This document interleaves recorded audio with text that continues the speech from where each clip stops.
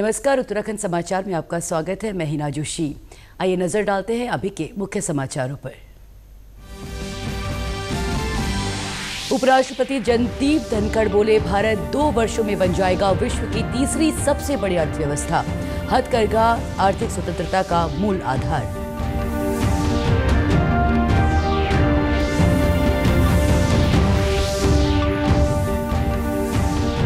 केदारनाथ में मौसम बना बाधा, बारिश से राहत और बचाव कार्य प्रभावित। क्षतिग्रस्त गौरीकुंड सोनप्रयाग मार्ग खोलने के प्रयास शुरू।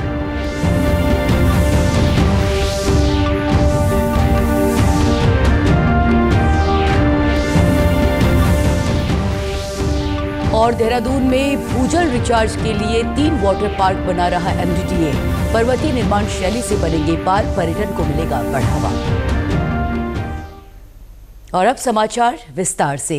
उपराष्ट्रपति जगदीप धनखड़ ने आज कहा कि भारत 2 वर्षों में विश्व की तीसरी सबसे बड़ी अर्थव्यवस्था बन जाएगा। उन्होंने कहा कि देश अभी विश्व की 5वीं अर्थव्यवस्था है। नई दिल्ली में आज 10वें अंतर्राष्ट्रीय हथकरघा दिवस के अवसर पर उपराष्ट्रपति ने कहा कि राष्ट्र प्रगति कर रहा है, ये प्रगति अजेय है। आर्थिक राष्ट्रवाद को लेकर श्री धनखड़ ने कहा कि ये देश की आर्थिक वृद्धि के लिए आवश्यक है। उन्होंने कहा कि आर्थिक राष्ट्रवाद विदेशी मुद्रा को बचाने और रोजगार सृजित करने तथा देश में उद्यमशीलता के अवसर पैदा करने में सहायक होगा।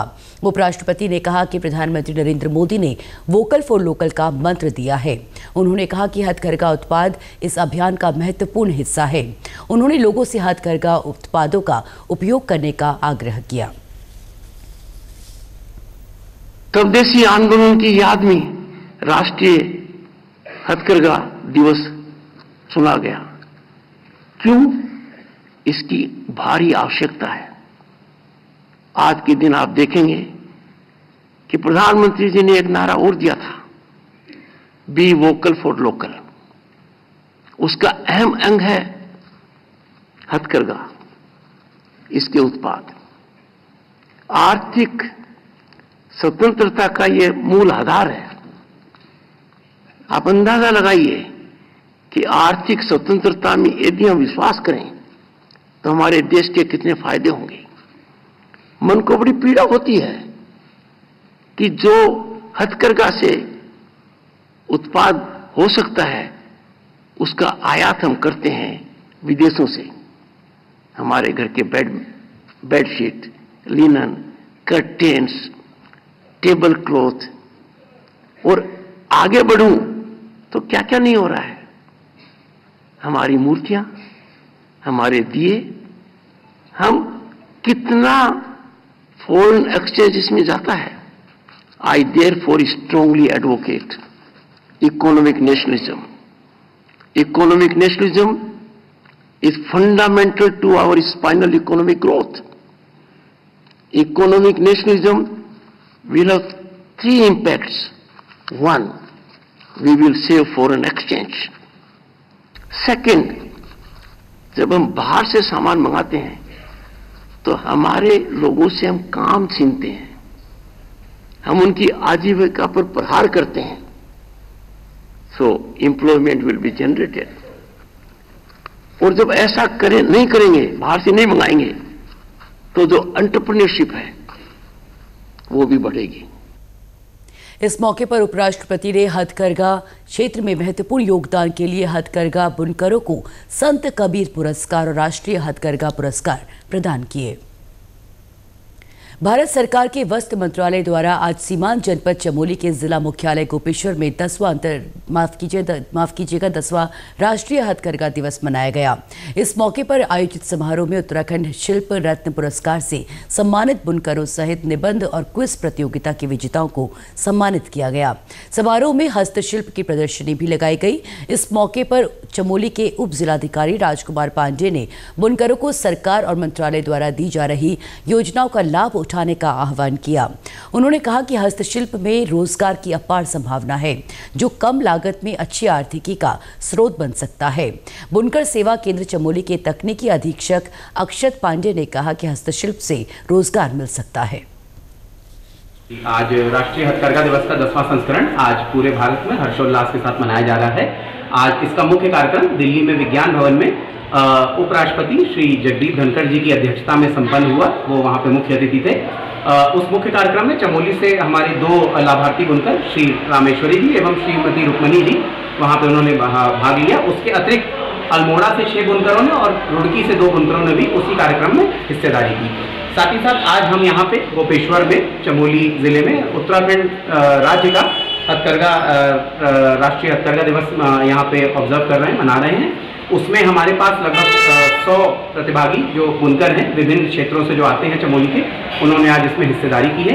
हमारे मुख्य अतिथि आज श्री राजकुमार पांडे जी जो कि उप जिलाधिकारी हैं चमोली के, वो आज हमारे मुख्य अतिथि हैं। इसके अतिरिक्त आज के इस फंक्शन में हमने स्कीम की विभिन्न जानकारियां बुनकर समाज के साथ साझा की। उसके साथ साथ उन लाभार्थी बुनकरों को जिनको वर्कशेट मिला है या कोई और हमारी तरफ से लाभार्थी स्कीम प्रोवाइड हुई है, उनको हमने प्रशस्ति पत्र देकर के सम्मानित किया। उत्तराखंड शिल्प रत्न से सम्मानित कांति देवी का कहना है कि पुरस्कार मिलने से उनका मनोबल बढ़ा है और अब वो राष्ट्रीय स्तर पर अवार्ड लेने का प्रयास करेंगी। मैं 32 सालों से बुनाई का काम करती हूँ, जिसमें अभी मैंने शिल्प रत्न पुरस्कार के लिया है और यही उम्मीद है कि आगे भी मैं अभी एक 4 धाम का बनाया था मैंने नेशनल अवार्ड के लिए, परंतु वो थोड़ा 2 सेकंड तक 2 राउंड तक गया बट अभी नहीं हो पाया है। फिर मैं कोशिश करूंगी कि आगे मैं इसी कार्य को करती रहूंगी, 4 धाम का फिर बनाऊंगी। केदारनाथ आपदा के आज 7वें दिन मौसम खराब होने के कारण राहत और बचाव कार्यों पर असर पड़ा है। केदार घाटी में सुबह से ही लगातार बारिश और कोहरे के कारण हेली सेवाएं भी उड़ानें नहीं भर पाई, जबकि सोनप्रयाग में सेना द्वारा बनाई गई अस्थायी पुलिया भी कल रात मंदाकिनी नदी का जलस्तर बढ़ने से बह गई। ऐसे में आज पैदल रेस्क्यू का कार्य भी प्रभावित हुआ।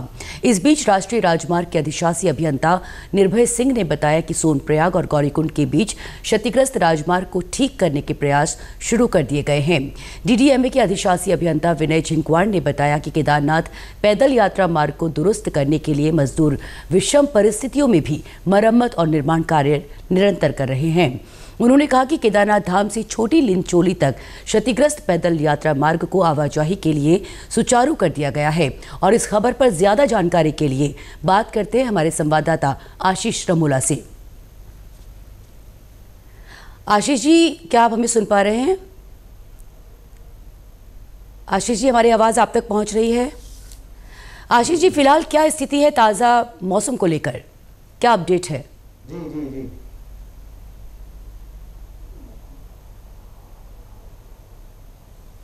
आशीष जी, मौसम को लेकर फिलहाल क्या स्थिति है? अगर देहरादून की बात करी जाए तो लगातार आज दिन से दोपहर से जो है वो बात जी देखिए, मौसम की अगर बात कर जाए तो लगातार जो आज दोपहर के बाद से अगर बात कर जाए तो देहरादून की बात कर जाए तो लगातार यहाँ पे जो है बारिश हो रही है। ऊपर अगर पर्वतीय जिलों की बात करी जाए तो काफ़ी बारिश वहाँ पे देखने की मिली, चाहे हम बागेश्वर की बात करी जाए, अल्मोड़ा की बात करी जाए, नैनीताल की बात करी जाए, चाहे उत्तरकाशी जनपद या चमोली की, तो लगभग जो जितने भी पर्वतीय क्षेत्र हैं लगातार जो है बारिश वहाँ पे देखने को मिली है। कल रात से भारी बारिश देखने को मिली।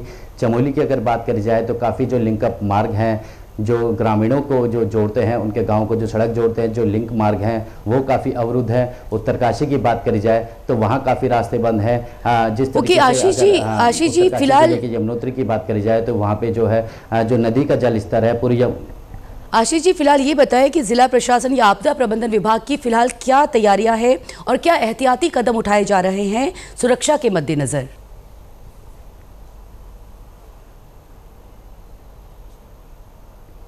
देखिए, आपदा प्रबंधन विभाग की बात करी जाए तो लगातार वो जनता से यही अपील कर रहे हैं कि इस समय जो भी जो है नदी किनारे जिनके घर बने हैं, जो नदी किनारे जो रह रहे हैं, जो झुग्गी झोपड़ी वाले हैं, उनको सख्त हिदायत दी है कि नदी से अभी दूर रहें, क्योंकि जिस तरीके से कल बात करी जाए जो जल स्तर है वो काफ़ी बढ़ा देखने को मिला। उत्तरकाशी जनपद की बात करी जाए तो यमुना घाटी में जो है लोग रात भर वहाँ सो नहीं पाए, क्योंकि नदी का जो जल स्तर था उसने रौद्र रूप ले लिया था। लोग रात भर वहाँ पर खासे परेशान दिखाई दिए। वहीं अगर देहरादून की बात करी जाए तो देहरादून में भी जो अगर रिस्पना नदी के बहुत धन्यवाद आशीष जी, आपका सख्त हिदायत दी है। जो डीएम सोनिका हैं उन्होंने भी बहुत धन्यवाद आपका हमारे साथ जुड़ने के लिए आशीष जी। फिलहाल बढ़ते हैं दूसरी खबर की ओर। आपदा से प्रभावित टिहरी जिले के भिलंगना विकासखंड के बूढ़ा केदार और जखनियाली में स्वास्थ्य विभाग ने अस्थायी स्वास्थ्य कैंप बनाए हैं। टिहरी के नवनियुक्त मुख्य चिकित्साधिकारी श्याम विजय ने बताया कि विनय खाल और जखनियाली में स्वास्थ्य विभाग की एक टीमें 24 घंटे ग्रामीणों के स्वास्थ्य की निगरानी में लगी हुई हैं, जबकि 3 मोबाइल टीमें भी दूरस्थ क्षेत्र में सुविधाएं देने के लिए भेजी गई हैं। तो वर्तमान में हमारा टिहरी गढ़वाल में जो भिलंगना प्रखंड है वो ज़्यादा आपदा प्रभावित है, जिसमें बूढ़ा केदार क्षेत्र में बूढ़ा केदार हुआ, हिनगढ़ हुआ, विनय खाल हुआ और पिंसवाड़ उड़ी हुआ। इन क्षेत्रों में हमारी चिकित्सा दल गए हैं और विभिन्न क्षेत्रों में जबकि रास्ते संपर्क मार्ग पूरी तरह टूट चुके हैं, लेकिन विभिन्न ग्रामों में जाकर गर्भवती महिलाओं और बच्चों को ये ट्रेस कर रहे और उनको जो सेवाएं देनी है दी जा रही हैं। और हम एक अलग से सूची बना रहे हैं कि इन दूरस्थ क्षेत्रों में कोई ऐसी गर्भवती महिला तो नहीं है कि जिसका प्रसव इस माह में होना है। अगर ऐसी कोई महिला होती है तो हमारे यहाँ उसके लिए स्पेशल प्लान था, लेकिन अभी रूडी पिंसवाड़ में और बाकी 3 में हमें कोई ऐसी महिला मिली नहीं है। अस्थायी चिकित्सा शिविर हमारा वर्तमान में विनय खाल में चल रहा है और जखनियाली में हमारी टीम रेगुलर जा रही है।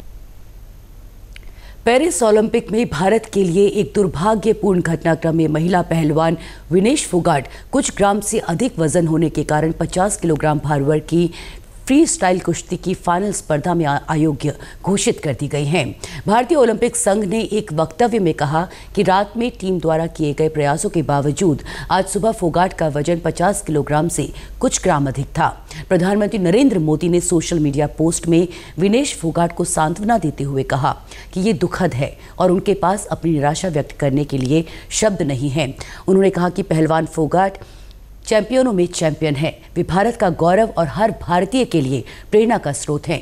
प्रधानमंत्री मोदी ने भारतीय ओलंपिक संघ IOA की अध्यक्ष PT उषा से भी बात की है और मामले की जानकारी मांगी है। इसी के साथ अभी तक के समाचार समाप्त हुए। दूरदर्शन समाचारों से जुड़े रहें। मिलते हैं फिर शाम 6:30 बजे के बुलेटिन में। तब तक के लिए हमें दीजिए इजाजत। नमस्कार।